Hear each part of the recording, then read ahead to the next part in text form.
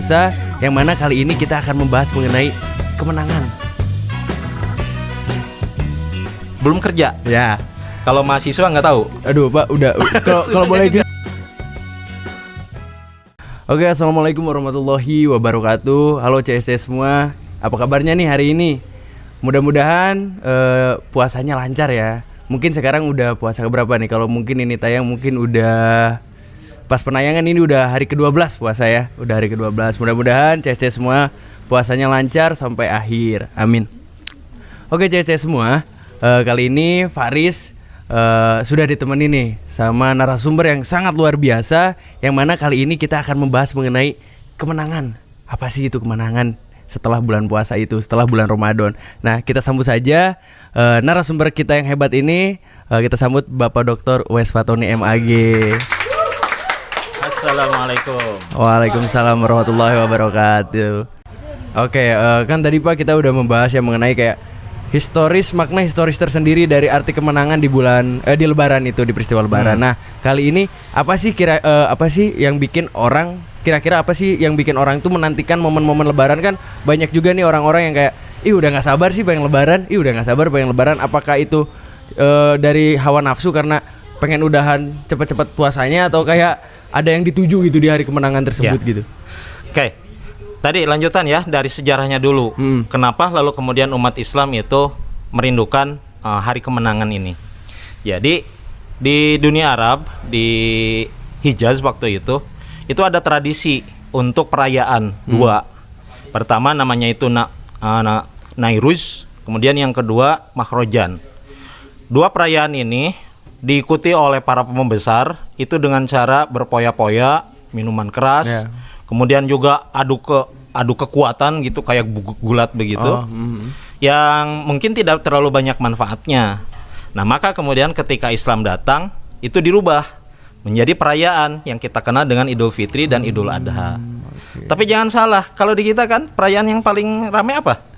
Idul Fitri, Idul Adha. Idul Fitri. Kalau di Arab Idul Adha loh.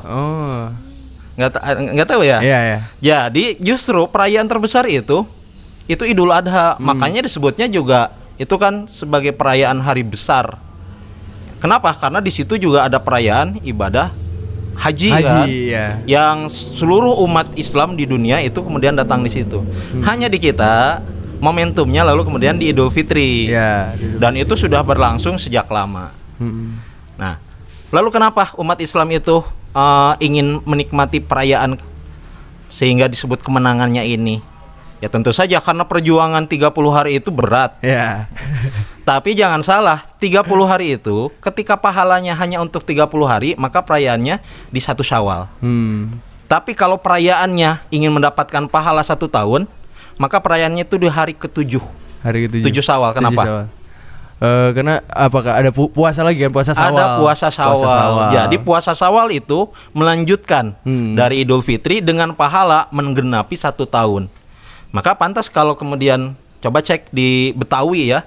Ada yang disebut dengan Lebaran, apa istilahnya itu? Apa tuh Lebaran? Lebaran setelah Lebaran yang awal. Jadi setelah Lebaran Syawal ada Lebaran lagi. Ya, ada Lebaran lagi. Sehingga makannya itu bukan sekedar hanya di tanggal 1 Syawal. 1 Syawal kan boleh berbuka, bahkan diwajibkan ya tidak berpuasa. Jadi dilarang untuk berpuasa. Tanggal 2 sampai tanggal 6 sampai tanggal 7, 6 hari kan. Lalu kemudian melaksanakan puasa sunnah Syawal. Nah, di tanggal 7-nya itu baru kemudian Lebaran yang keduanya itu. Untuk mendapatkan pahala yang lebih tingginya itu. Itu tantangan sebetulnya. Bayangkan orang lagi bermakan-makan, lagi keliling ke tempat wisata, kita masih tetap berpuasa. Itu tantangannya masalah lebih besar. Jadi emang kayak lebih ada kayak apa ya, keutamaan lebih di saat kita melaksanakan puasa Syawal gitu ya Pak ya. Betul. Puasa Syawal. Nah, kira-kira nih Pak kan di hari Lebaran gitu, di bulan Syawal, apa sih kemuliaan-kemuliaan yang bisa kita laksanakan di hari Lebaran itu, di hari Idul Fitri gitu? Menarik. Jadi yang disebut Lebaran itu kan ada 3 fungsi ya, yang para ahli sebutkan. Pertama, Lebaran itu memiliki fungsi untuk psikologis. Psikologis itu apa? Pemenuhan kebutuhan rohani, kebutuhan kejiwaan kita. Ya. Misalkan begini, di bulan Ramadan itu kan seringkali banyak rezeki yang datang ya, termasuk THR. Ya, betul. Dan banyak yang bisnisnya kemudian meningkat karena kebutuhan masyarakat juga naik. Sehingga kemudian ada upaya untuk berbagi. Nah, berbagi itulah yang kemudian dari segi psikologis menciptakan rasa bahagia, berbagi, senang. Selain itu juga yang keduanya fungsinya fungsi sosiologis. Fungsi ketika kita berinteraksi dengan orang-orang yang terdekat, misalkan keluarga, saudara. Di momen Lebaran kan orang lalu kemudian ada mudik di situ. Ya, betul. Kemudian yang ketiganya dari segi ekonomi, perputaran keuangan tadi. Kenapa? Karena ada momentum ketika Lebaran itu kan dimulai malam harinya untuk membayar zakat fitrah. Zakat fitrah itu artinya kita berbagi. Jadi misalkan Faris besoknya mau senang-senang, maka malamnya itu harus membersihkan diri dengan berbagi. Bukan hanya zakat fitrah sebetulnya kan, zakat mal, kemudian infak, sedekah juga dianjurkan ketika kita mau memasuki Idul Fitri itu. Bahkan ya tadi ada momentum untuk berbagi, ada open house. Ya, ada pembagian THR. Itu kan jadi momentum untuk berbagi di antara umat Islam ya, terutama yang mampu kepada yang tidak mampu. Nah, kan barusan agak nyinggung dikit masalah THR nih. Nah, kira-kira nih Pak, apakah ada asal usul dari THR gitu kan? Tiba-tiba kalau di Indonesia THR itu kental banget sama Idul Fitri gitu. Kalau mau Idul Fitri pasti banyak banget kayak isu-isu mengenai THR. Nah, apakah emang ada ada alasan yang melatar belakangi adanya THR ini? Ada historis apa sih di balik THR gitu sebenarnya? Ya, jelas. THR itu nggak ada zaman Nabi ya. Iya, betul. Ini bid'ah hasanah. Waduh. Jadi sesuatu yang dibaru-barukan, membuat sesuatu yang baru yang tidak ada contohnya zaman Nabi. Kalau ditelusuri di Indonesia THR itu ada sejak tahun 54 kalau tidak salah di sejarahnya ya. Itu zaman ketika Sukiman Wiryo Prasojo kalau tidak salah yang membuat aturan ada persekot. Jadi untuk umat Islam yang PNS waktu itu apa istilahnya abtenar, itu mereka mendapatkan pinjaman lunak sebetulnya, bukan THR seperti istilah sekarang ya, tambahan gaji 1 bulan. Tapi waktu itu pinjaman lunak jumlahnya nggak terlalu besar, hanya 125 sampai 200 kalau dalam sejarah itu. Nggak tahu gajinya waktu itu berapa ya. 125 sampai 200 besar mungkin waktu itu. Jadi PNS itu diberikan pinjaman yang kemudian nanti dipotong sebetulnya di gaji setelahnya. Tapi kemudian karena hanya aturan untuk PNS, maka buruh banyak yang nolak. Banyak yang minta juga, kita juga akan kerja. Sehingga lalu kemudian di tahun berikutnya pergantian ke Perdana Menteri berikutnya, itu dibuatlah aturan bahwa ada anjuran untuk perusahaan juga memberikan pinjaman persekot atau THR itu untuk kemudian diberikan kepada karyawannya, tetapi hanya imbauan. Dan banyak kemudian perusahaan yang masih tetap mereka tidak memberikan.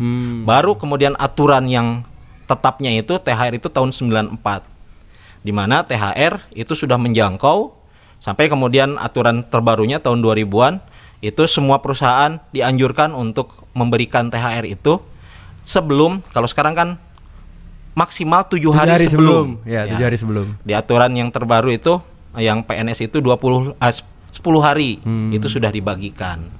Nah, itu kan untuk pekerja. Bagaimana kalau untuk anak-anak? Nah, iya. Ada THR nggak sebetulnya?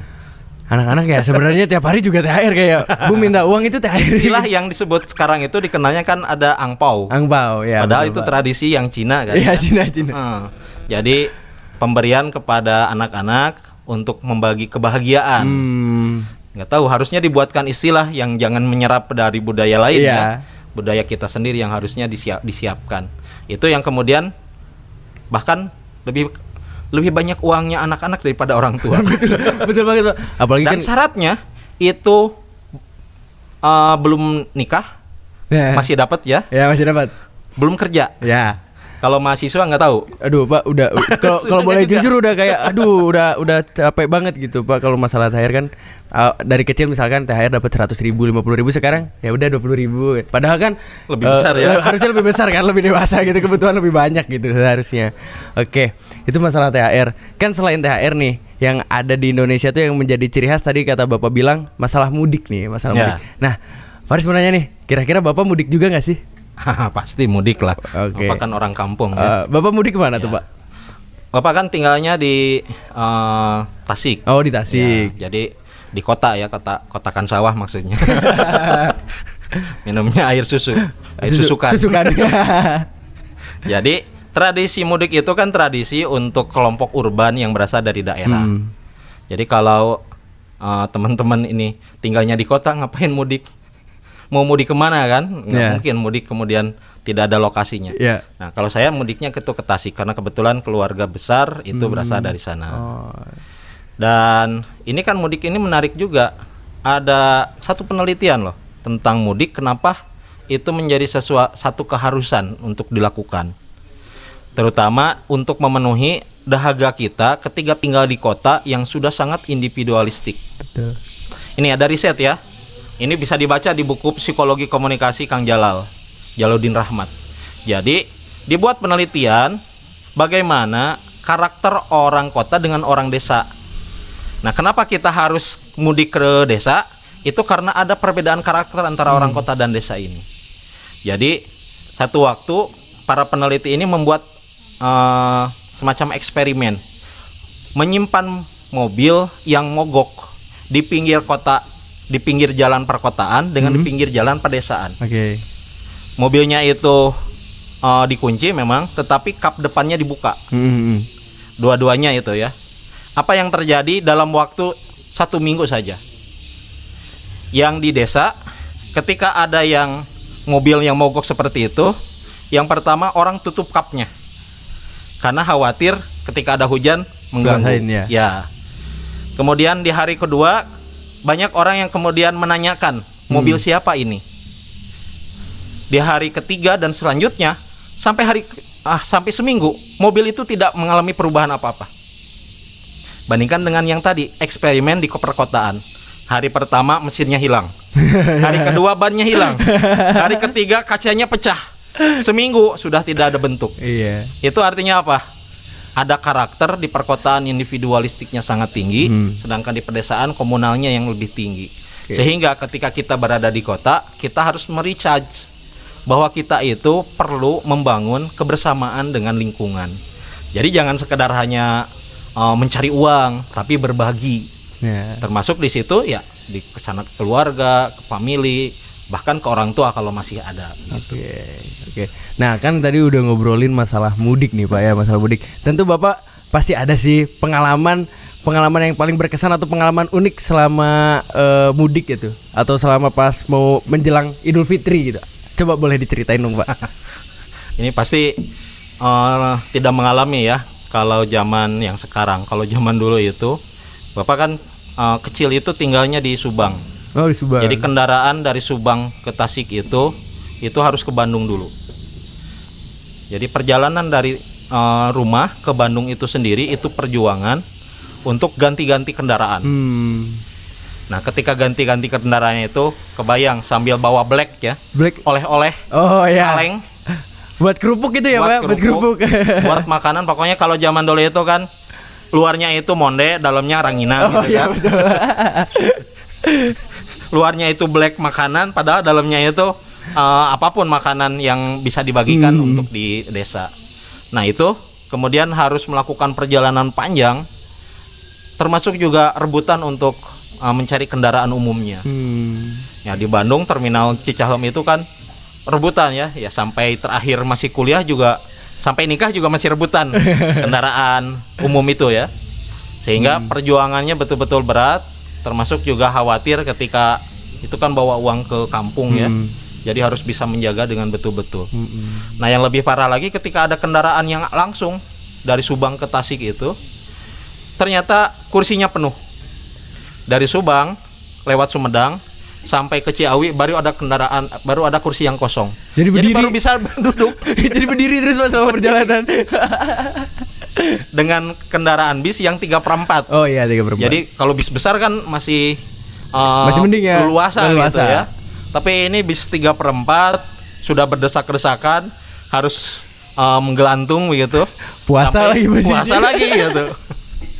Meskipun sebetulnya bisa ya untuk berbuka, tapi kayaknya rugi aja. Rugi Kemudian bukan karena mabuk ataupun karena betul-betul kepayahan, nggak kuat begitu.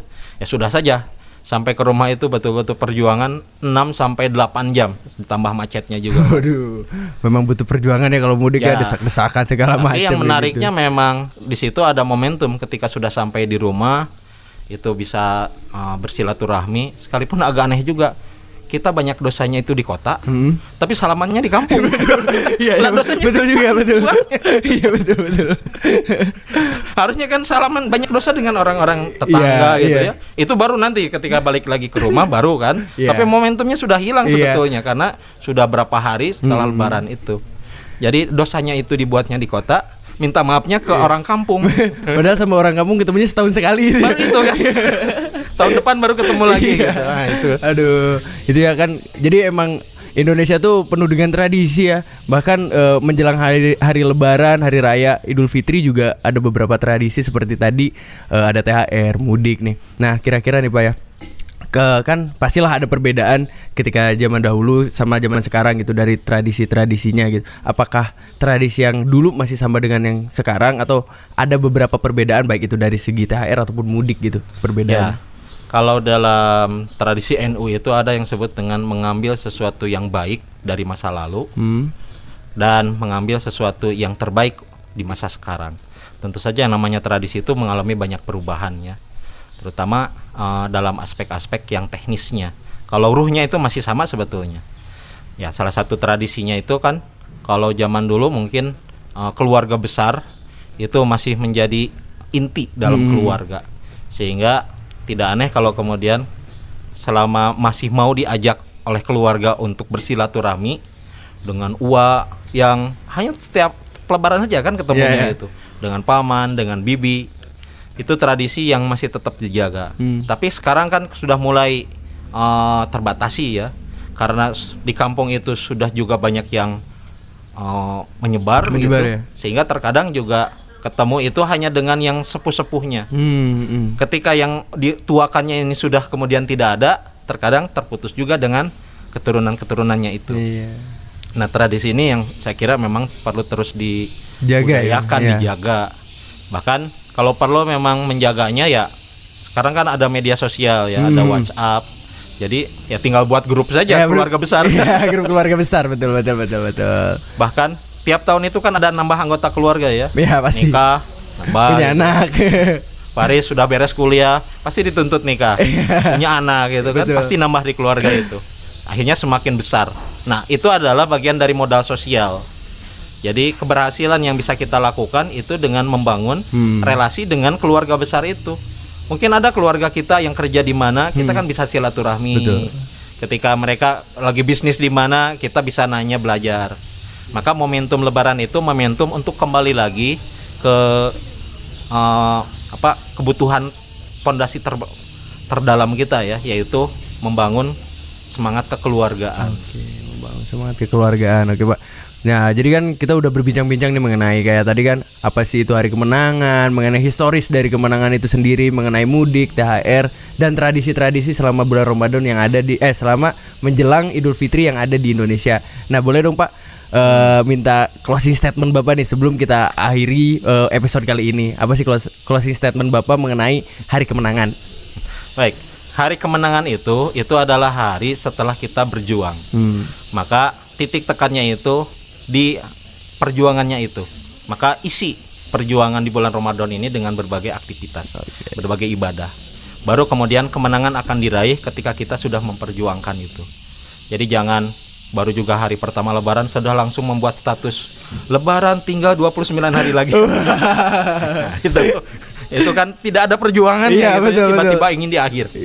Jadi perjuangannya itu isi momentum ketika Ramadan sekarang tinggal tersisa di 10 hari kedua dan 10 hari ketiga kan, itu dengan berbagai aktivitas peribadatan termasuk juga berkarya.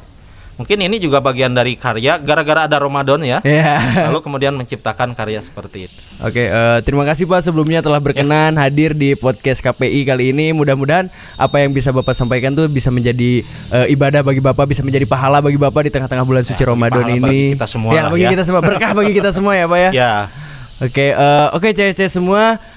Kesimpulannya dari pembahasan kali ini mengenai hari kemenangan ya. Jadi bahwa hari kemenangan itu tidak semena-mena kita menuju hari kemenangan tersebut, tapi perjuangan apa yang bisa kita dapetin untuk menuju hari kemenangan. Dan banyak historis mengenai hari kemenangan seperti tadi kan, bahwa hari kemenangan ini bisa diambil dari peristiwa perang Badar yang berbarengan dengan bulan suci Ramadan pada saat itu.